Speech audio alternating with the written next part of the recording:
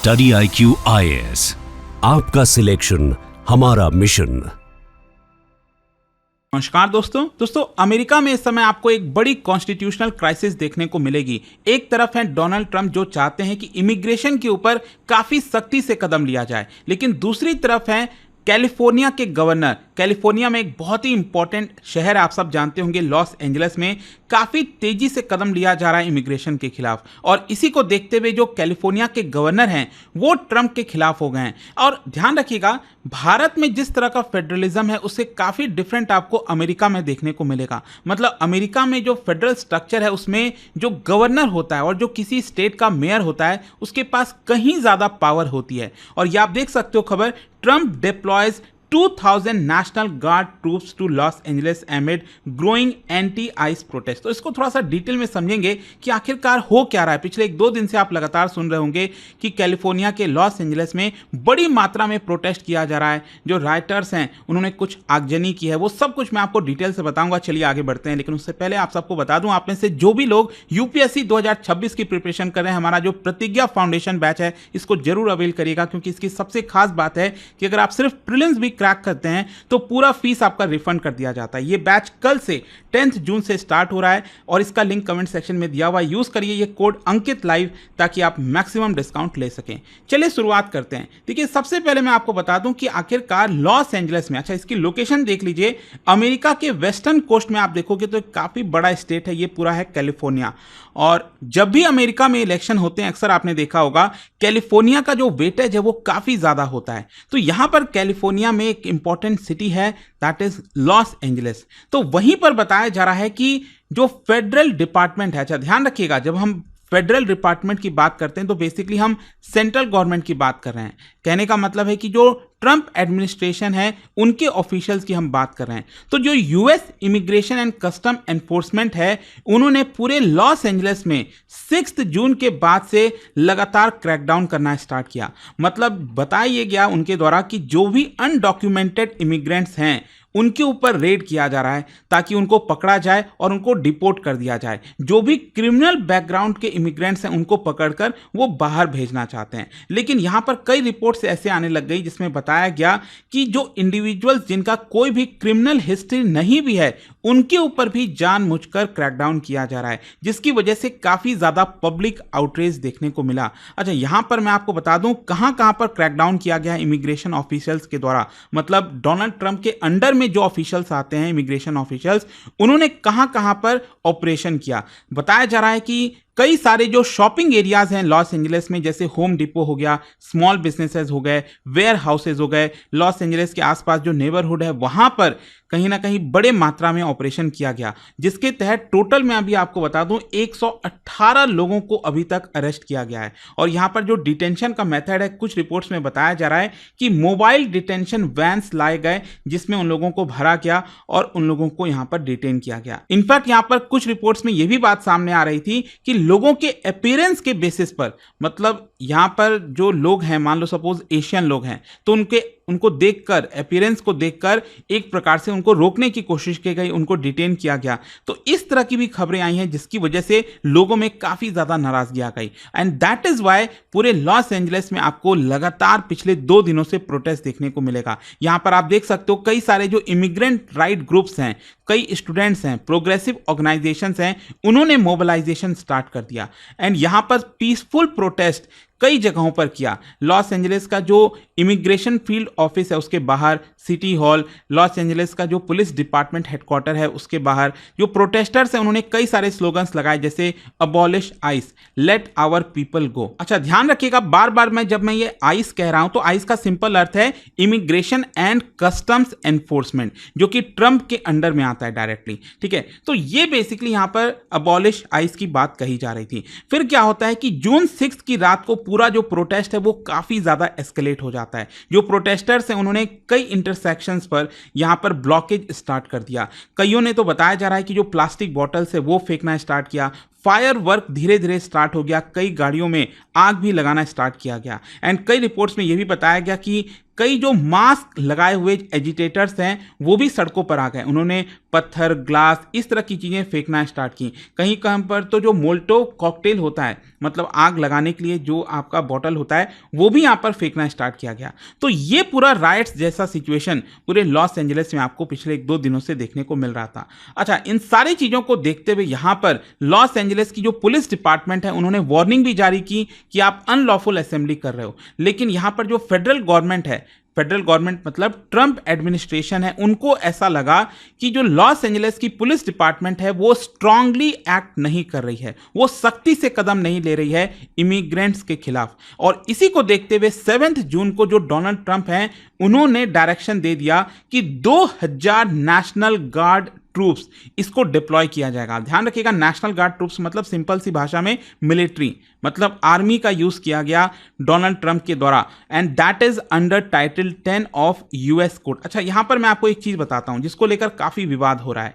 क्या होता है ना, जो नेशनल गार्ड है, जो मिलिट्री है, आर्मी है, it act as a hybrid entity, मतलब जो स्टेट गवर्नमेंट है वो भी डिप्लॉय कर सकती है और जो फेडरल गवर्नमेंट है वो भी डिप्लॉय कर सकती है। ज्यादातर क्या होता है कि स्टेट गवर्नमेंट से ही कंसल्ट किया जाता है नेशनल गार्ड को डिप्लॉय करने पर, और जो गवर्नर है वो एक प्रकार से ऑर्डर जारी करते हैं। लेकिन इस केस में क्या हुआ, डोनाल्ड ट्रंप ने कैलिफोर्निया के जो गवर्नर हैं उनको बाईपास कर दिया, उनसे कोई सलाह मशवरा नहीं की, और यहां पर जो टाइटल 10 यूएससी 12406 उसका इस्तेमाल कर लिया। अब इसके अंदर 3 सर्कमस्टेंसेस में जो फेडरल गवर्नमेंट है वो नेशनल गार्ड को डिप्लॉय कर सकती है। ये 3 सर्कमस्टेंसेस कौन से हैं? अगर यूएस को इन्वेड किया जाता है, अगर यूएस डेंजर में रहता है इन्वेजन के, उस केस में। दूसरा, अगर रेबेलियन का खतरा है, अगर डेंजर ऑफ रेबेलियन है, उस केस में भी यहां पर नेशनल गार्ड को डिप्लॉय किया जा सकता है। और साथ ही साथ अगर if president is unable with the regular forces, अगर रेगुलर फोर्सेज से वो यहां पर काम नहीं चला पा रहे हैं तो नेशनल गार्ड को डिप्लॉय कर सकते हैं। एंड कहीं ना कहीं आपको यहां पर दिख रहा होगा कि डोनाल्ड ट्रंप ने जो गवर्नर का एक प्रकार से पावर है उसको बाईपास करने की कोशिश की और इमरजेंसी पावर का इस्तेमाल किया। अच्छा, ये जो 2000 नेशनल गार्ड ट्रूप्स डिप्लॉय किए गए हैं, इसको लेकर ट्रंप का जस्टिफिकेशन क्या है? ट्रंप का ऐसा कहना है कि जो लॉस एंजलिस की पुलिस है वो लॉ एंड ऑर्डर को प्रोटेक्ट नहीं कर पा रही है, और यहां पर पूरा का पूरा जो शहर है लॉस एंजलिस वो एक प्रकार से प्रॉब्लम में चला गया है। यहां पर ट्रंप का यह कहना है कि जो नेशनल गार्ड है वो अपने पावर का इस्तेमाल करेंगे और वापस से लॉ एंड ऑर्डर को एक प्रकार से सुधारेंगे। एंड साथ ही साथ यहां पर डोनाल्ड ट्रंप ने एक और धमकी दे दी कि अगर नेशनल गार्ड से भी मामला नहीं सुलझता है तो यहां पर जो यूएस मरीन है, काफी खतरनाक फोर्स है, उसको डिप्लॉय कर दिया जाएगा। ये तक डोनाल्ड ट्रंप ने कह दिया। अच्छा, यहां पर अगर आप देखोगे तो जो नेशनल गार्ड ट्रूप्स हैं उनको कई जगहों पर, जो आपका लॉस एंजलिस है उनमें, वहां पर कई सारे फेडरल ऑफिसेज हैं, इमिग्रेशन के ऑफिसेज हैं, वहां पर डिप्लॉय किया गया है। Tear gas, rubber bullets, flash bangs, इन सब का इस्तेमाल किया गया है ताकि जो क्राउड है उसको डिस्पर्स किया जा सके। यहां पर इसी को देखते हुए कई जगह क्लैशेस भी देखने को मिला, जिसकी वजह से कई लोगों को यहां पर इंजरीज हुई हैं, चाहे प्रोटेस्टर्स हो या फिर एनफोर्समेंट ऑफिसर्स हैं। लेकिन जाहिर सी बात है इसको लेकर एक बड़ा पॉलिटिकल फॉलआउट होना था, और आप देख सकते हैं इसकी वजह से एक पूरा क्राइसिस हो गया है अमेरिका के अंदर।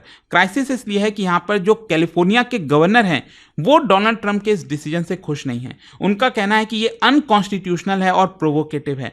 मतलब इस तरह से इमरजेंसी पावर का इस्तेमाल करके डोनाल्ड ट्रंप नेशनल गार्ड को डिप्लॉय नहीं कर सकते, लेकिन फिर भी उन्होंने यहां पर कर दिया विदाउट हिज कंसल्टेशन। ये कैलिफोर्निया के गवर्नर ने आरोप लगाया है, और आरोप यह भी लगाया है ट्रंप के ऊपर कि एक प्रकार से इमिग्रेशन को एक्सप्लॉइट करके वो इलेक्शन को कहीं ना कहीं अपना फुलफिल करना चाह रहे हैं, जो इलेक्शन में उन्होंने वादा किया था उस तरह की चीज़ें करना चाह रहे हैं। फिर इसके अलावा लॉस एंजलिस के जो मेयर हैं, अगेन जो मैं आपको बता रहा था ना, मेयर के पास भी बहुत सारी पावर होती है। उस पूरे सिटी को कंट्रोल करने की पूरी पावर ऑलमोस्ट आप समझिए मेयर के हाथों में होती है। तो मेयर ने एक प्रकार से जो इमिग्रेशन के द्वारा रेड किया गया और जो वॉयलेंट प्रोटेस्ट किया गया प्रोटेस्टर्स के द्वारा, दोनों को ही कंडेम किया और कहा कि जो कम्युनिटीज़ हैं they deserve safety not trauma. लेकिन कहीं ना कहीं जो वॉयलेंस वायलेंस है वो इसका सोल्यूशन नहीं है।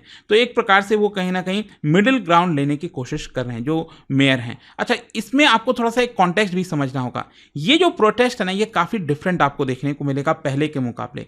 क्यों? क्योंकि यहाँ पर सबसे पहले तो टाइमिंग एंड लोकेशन क्या है ना कि इस समय हॉट समर वीक चल रहा है, ब्रेक होता है, जो स्कूल ब्रेक है आपको देखने को मिलेगा। तो काफ़ी सारे यंग लोग हैं और जिसकी वजह से लार्ज स्केल मोबिलाइजेशन आसानी से किया जा रहा है इन लोगों के द्वारा। और जो लॉस एंजलिस से, ध्यान रखिएगा, ये मिलियंस ऑफ माइग्रेंट्स वहाँ पर रहते हैं। करीब बताया जाता है कि 1 मिलियन से ज़्यादा अनडॉक्यूमेंटेड लोग वहाँ पर रहते हैं। और इसी की वजह से अगर आप देखोगे तो लॉस एंजलिस को सेल्फ डिक्लेयर्ड सैंक्चुरी सिटी भी डिक्लेयर किया गया है। मतलब कि जो लोकल पुलिस है वो क्या करती है, डायरेक्टली कोऑपरेट नहीं करती है इमिग्रेशन ऑफिसर्स के साथ जब तक वो बोला ना चाहे।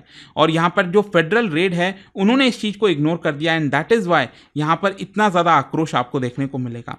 इसके अलावा मिलिटरलाइजेशन जिस तरह से किया है, मतलब डोनाल्ड ट्रंप ने यहाँ पर जिस तरह से ट्रूप्स का मोबिलाइजेशन किया है लॉस एंजलिस में, ये कहीं ना कहीं पास्ट में भी इस तरह की चीज़ें की गई थी ट्रंप के द्वारा अपने पहले कार्यकाल में, उसकी याद दिलाता है। एंड कई सारे जो इमिग्रेंट राइट्स लॉयर हैं वो कोर्ट जा रहे हैं ताकि ट्रंप के इस ऑर्डर को एक प्रकार से ख़त्म किया जा सके। अच्छा, इसका लीगल और सोशल इम्प्लीकेशन क्या होगा? क्या है ना कि जो लॉयर्स हैं उनका आर्ग्यूमेंट ये है कि डोनाल्ड ट्रंप ने 4th अमेंडमेंट प्रोटेक्शन का एक प्रकार से वॉयलेशन किया है, जहां पर अनरीजनेबल सर्च और सीजर किया जा रहा है, लोगों को पकड़ा जा रहा है। वीडियो सामने आ रहे हैं जहां पर जो लोग हैं उनको विदाउट वारंट भी पकड़ा जा रहा है। आप बिना वारंट के किसी को अरेस्ट नहीं कर सकते, लेकिन फिर भी किया जा रहा है।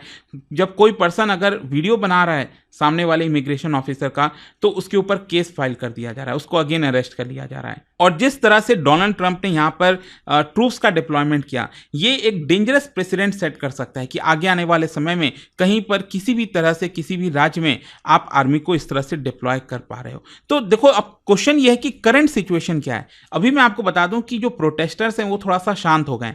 इसका कारण यह है कि जिस तरह से मिलिट्री डिप्लॉयमेंट हुई है, इसकी वजह से उनमें डर है कि उनको भी अरेस्ट कर लिया जाएगा।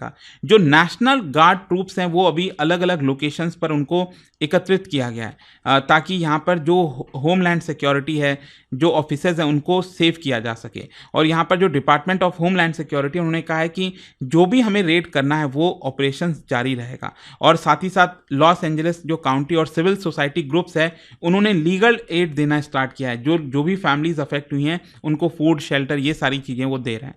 तो ये पूरा मामला चल रहा है इस समय अमेरिका के अंदर। आई होप कि आपको अच्छे से डिटेल में समझ में आ गया होगा। और जाने से पहले एक बहुत ही इंटरेस्टिंग क्वेश्चन, क्या आप बता सकते हो जो मेन फ्यूजलेज है, जो मेन बॉडी है राफेल फाइटर एयरक्राफ्ट का, अभी आपने रिसेंटली सुना होगा इसको भारत में बनाया जाएगा, क्या आप बता सकते हो किसके द्वारा ये बनाया जाएगा, ये जो पूरा बॉडी है राफेल फाइटर जेट का? इसका राइट आंसर आप सब जानते हैं, मेरे इंस्टाग्राम पर तो मिलेगा ही, वहां पर अगर आप नहीं हो कोई बात नहीं, टेलीग्राम से ले सकते हैं इसका सही उत्तर। और दोस्तों, जैसा मैंने आपको बताया, अगर आप यूपीएससी की तैयारी कर रहे हैं, हमारा प्रतिज्ञा बैच जरूर अवेल करिएगा एंड यूज करिएगा ये code Ankit live to get maximum discount. Link comment section में दिया हुआ है। दोस्तों, अगर आप यूपीएससी की तैयारी शुरू करने का सोच रहे हैं या 2026 के लिए सीरियस प्लानिंग में हैं, तो मेरे पास आपके लिए है एक सॉलिड अपॉर्चुनिटी, स्टडी आईक्यू का P2I प्रतिज्ञा बैच। और सबसे बड़ी बात, यह बैच शुरू हो रहा है 10 जून शाम 6 बजे से। अगर आप सीरियस हैं तो यह परफेक्ट टाइम है अपनी जर्नी स्टार्ट करने का। यह कोई ऑर्डिनरी बैच नहीं, बल्कि एक कंप्लीट यूपीएससी प्रिपरेशन इकोसिस्टम है,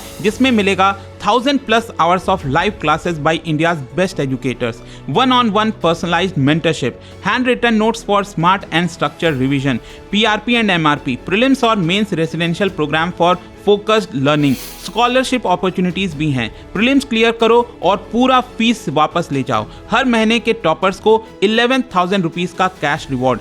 आपके पास है 3 powerful plan options, gold, platinum और डायमंड। जो भी आपको गोल्स के हिसाब से बेस्ट लगे वही चुनिए। और सबसे खास बात, आपको पर्सनली गाइड करेंगे अनिल स्वरूप सर, जिन्होंने यूपीएससी सिस्टम को अंदर से समझा है और ट्रांसफॉर्म भी किया है। अब तुरंत स्टडी आईक्यू की वेबसाइट पर जाइए, सर्च कीजिए यूपीएससी P2I फाउंडेशन 2026 प्रतिज्ञा बैच, क्लिक कीजिए बाय नाउ और कोड यूज कीजिए अंकित लाइव, ANKITLIVE। दोस्तों, यह सिर्फ एक बैच नहीं, एक प्रतिज्ञा है IAS बनने की। 10 जून शाम 6 बजे, mark your calendar, let's begin the journey together. Study IQ IAS, आपका सिलेक्शन हमारा मिशन।